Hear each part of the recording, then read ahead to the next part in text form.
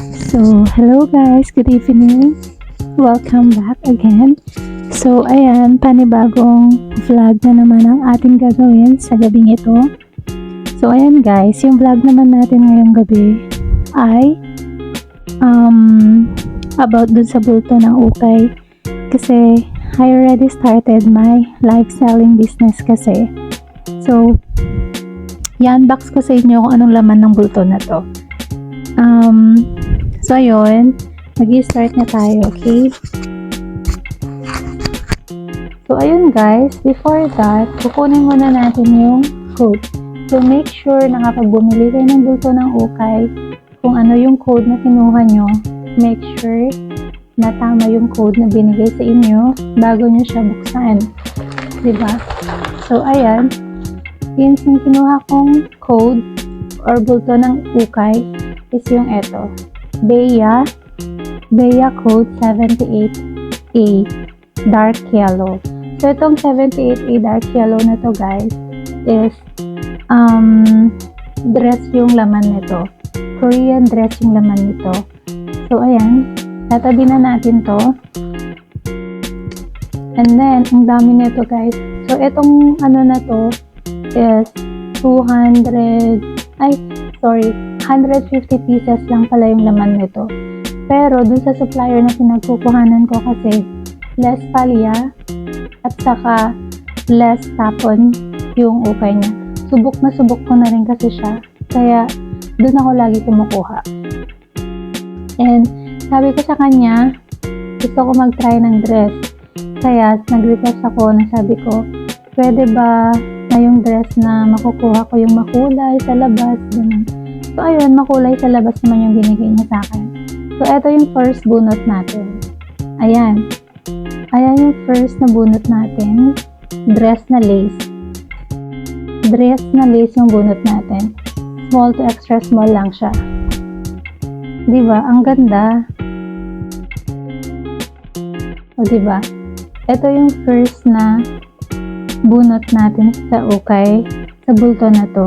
Lace siya, tapos extra small to small lang siya. Guys, tignan nyo naman, sinong akalain na itong dress na to is mukha siyang luma. Tignan nyo oh. Tignan nyo siya sa malapitan, good as new, parang hindi pa siya nagamit. Diba? Kaya ang ganda nung unang bunot natin. Try natin tong white na to kung ano to. Uy, parang ano to ah. Bongga. O diba, good for preggy. Pwede siya sa mga preggy guys. Pwede siya sa preggy. Ayan. Tapos may patali siya dito sa likod. Guys, alam nyo ba, may pera talaga sa ukay. Kaya, huwag kayong matakot subukan na mag-business sa ukay. Kung meron kayo pang puhunan, try nyo. Huwag kayong matakot kasi although lahat ng business talaga is risky, pag pinasok mo ang mundo ng business, risky talaga yan. Kailangan ready ka kung anong pwedeng mangyari, mga ganun. However, sipag at tiyaga lang yung kailangan. Sipag at tiyaga lang talaga yung kailangan para mag-success tayo sa buhay. Kasi wala naman kasi unang sabak pa lang sa business, aangat ka agad. Diba? Walang ganun. Okay? Kailangan mo talaga magsimula sa scratch bago ka talaga umangat. And then, dito talaga sa mundo ng ukay, masasabi ko, meron talagang pera. Kasi, ako guys, nagla-live selling ako sa TikTok, ganun. Minsan nakakaiyak kasi wala akong viewers, mga ganun. Pero very thankful ako kasi Kasi yung mga buyers ko kahit na 5, 4, 6 lang yan, sobrang thankful ako kasi puro bulk yung kinukuha nila. Ganun, and hindi sila joy miners. Talagang siguradong buyers sila. So, tawag nito. Kasi, alam mo, kahit minsan nangyayari sa akin yung wala akong viewers, mga ganun, lumalaban pa rin ako. Kasi, naniniwala ako na balang araw magsa-succeed din yung business ko, mga ganun. And mahirap lang naman talaga siya sa una. Pero pag once na nakilala na yung shop mo, mga ganun, magiging okay ka na, ganun, makakakuha ka na ng maraming followers, mga ganun. And magiging okay na rin yung business mo. Ganun. So, ang ginagawa ko guys, since minsan yung mga buyers ko, gustong-gusto talaga mag-order, pero namamahalan sila sa shipping fee. So, yung ginagawa ko is, naglalagay ako ng parcel doon, naglalagay ako ng mga freebies sa parcel nila. Sa lahat ng nag-check out, naglalagay ako ng freebies sa parcel nila. Like, I add 2 to 3 items sa parcel nila para kahit papano, kahit mahal yung shipping fee ko, bumabalik-balik sila sa akin. Nakukuha ko yung loyalty. And I always make sure as much as possible na all items na nilalabas ko is quality, good na kahit ukay yan, good, walang stain, quality. Kasi guys, pagka ganun kasi nilalabas mong item, panigurado, babalik at babalik sa'yo mga buyers mo. So, ang natutunan ko sa mundo ng ukay is like, kailangan mo siyang labhan, kailangan mo siyang plantsahin, iron, para mabenta mo rin siya sa karapat-dapat na price. Pero, of course, hindi mo naman kailangan mag-markup ng sobrang laki. Kasi doon ka lang din tayo sa affordable, budgetable na kaya ng mga buyers natin. So, ginagawa ko kasi guys, super late lang ako mag-markup. So, what I do is like, yung ibang items ko is, nilalagay ko siya sa price na karapat-dapat dun sa quality ng items. And then once I got my capital na kasi, sinesale ko na yung items ko para mabilis kong mapaubos yung items, and at the same time, kumita ka pa. Diba? Ganun yung technique na ginagawa ko. And, tulad ng sabi ko, talagang nirereklamo kasi nila yung shipping fee. Kaya, ginagawa ko talaga is, naglalagay ako ng freebies. Lahat ng nag-check out, naglalagay ako ng freebies. So, imagine, meron tayong long dress. Ayan o. Meron akong nakuhang long dress. O, itong long dress na to, pwede mo itong ibenta ng 99 pesos. Diba? Depende kasi sa quality. So, yung quality ng mga benta ko, guys, lagi lang siya nag-range to 100. And then, pag nag-sale ako, 50 pesos, ganun na.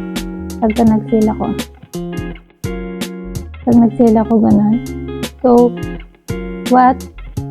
my advice with you guys who are willing to invest their money in thrifted clothes or live selling or ukay business, huwag kayong matakot. Don't be afraid. Kasi you never know, one day, okay pala yan. You never know, one day, dyan ka pala magiging successful. You never know, one day, you become rich on that kind of business. We are aware naman, and we all know that there's a lot of sellers. There's a lot of people who have this kind of business na nakapagpatayo na ng bahay, nakabili na ng mga sasakyan. So, Yes, don't be afraid, guys.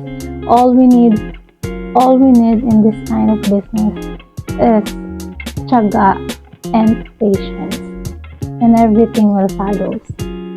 Oh, ang ganda. Grabe. Tignan mo naman, ang ganda. Extra small to small. Lace lang siya. Sabi nga nila, as long as there's hope, as long as there is hope, then you will be fine.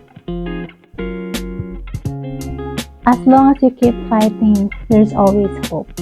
Yun pala yun.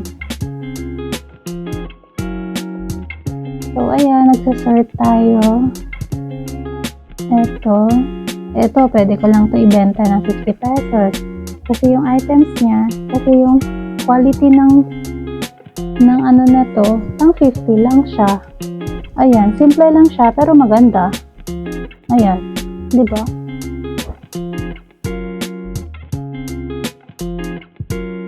So, ako guys, actually, pang-tatlong try ko na to. Pang-tatlong try ko na tong bultong to. Yung unang bulto na kinuha ko is fashion polo blouse. Yun naman ay puro blouses and pang office wear. And yung pangalawa naman na bulto na kinuha ko is trousers and square pants. Ngayon, nag-try naman ako eto. Nag-try naman ako neto, which is, ano naman siya, dress naman siya. So, tinatry ko lahat and tinitignan ko kung saan ba ako okay, kung okay ba ako dito, ganito, ganyan. Pero in fairness, dun sa unang bulto ko, kumita ako ng medyo okay dun. Kaya, ayun, huwag kayong matakot. Just do your best. And all we need to do is to pray. Pray, samahan mo lagi ng dasal. Ano mang gagawin mo sa buhay, samahan mo lagi ng dasal. Kasi prayer is powerful and God will guide us sa business natin. Kaya ginagawa ko minsan bago ako mag-live, nag-pray ako, ganito, ganyan, sinasabi ko na, God, I hope marami akong customers ngayon, I hope marami akong buyers, and I hope na maraming bumili sa shop ko, ganun. Pero, minsan talaga, just like what I said, na there are times na malungkot ka, there are times na you're sad, there are times na feeling that you wanted to cry because you don't have a customers, you don't have a buyers, but still at the end of the day, before I go to bed, sinasabi ko, God, still thank you. Nakangiti ako, sinasabi ko na God, still thank you. Because even if wala akong customers ngayon, even if I don't have buyers today, I'm still blessed. Gumaganon ako. So as much as possible, I tried myself to be in a positive vibe. God. Ganon. Kaya laban lang talaga. Laban lang. Kasi kung magpapa-apekto ka, ikaw yung talo. Kasi if hindi ka lalaban, ikaw yung talo, guys. Oh, just like this. Eto. O, trend dito, diba? Eto, mabebenta mo to ng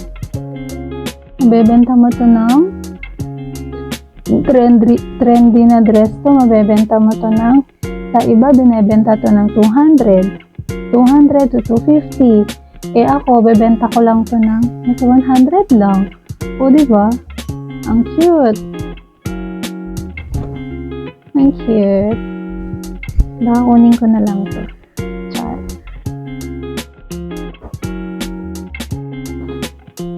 Yan, sort na tayo. Sort.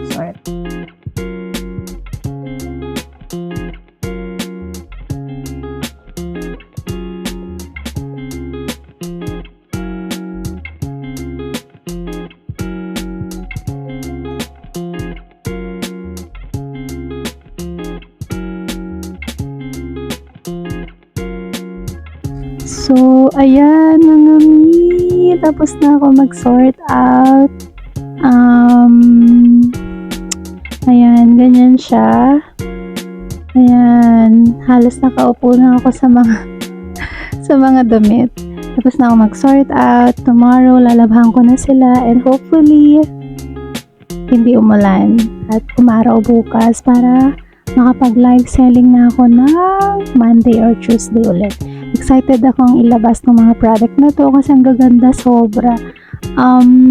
Ayoko naman kunin to lahat at ilagay sa closet ko, diba? So, benta ko na lang. Ang daming magaganda, ang dami kong gusto, pero ayokong kunin at ilagay sa closet ko. Benta ko na lang.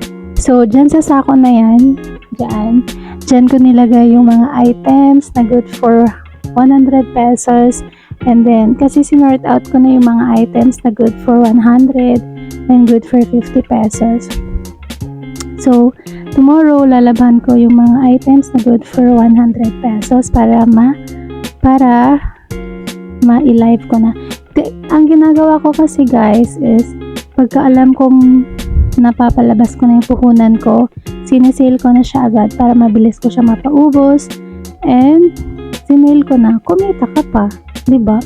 Kaya okay na yung hindi ganun kalaki ang kita. At least kumikita ka, mabilis mo siya mapaubos. Kasi pangit naman kapag over ka nag-markup. Ako kasi nilalagay ko lang yung items ko na very affordable, na kaya ng mga tao, na budget talaga, sa budget nila. Kasi lalo na sa panahon ngayon, yung mga customers, yung mga buyers, dun sila sa product na alam nilang quality na, mura pa.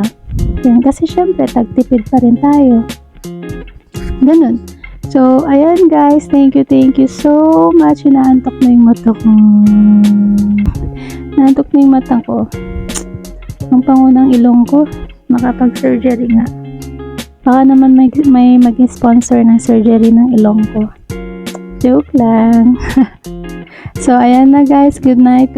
See you tomorrow. Nga pala, ilalagay ko yung link ng TikTok ko sa description box below. Please watch me in my live selling on TikTok. Pwede kayong mag-mine. Then, also watch this video. And if you love this video, don't forget to subscribe. Okay? Ayan. Thank you very much and I hope to see you again in my next video. Bye and good night.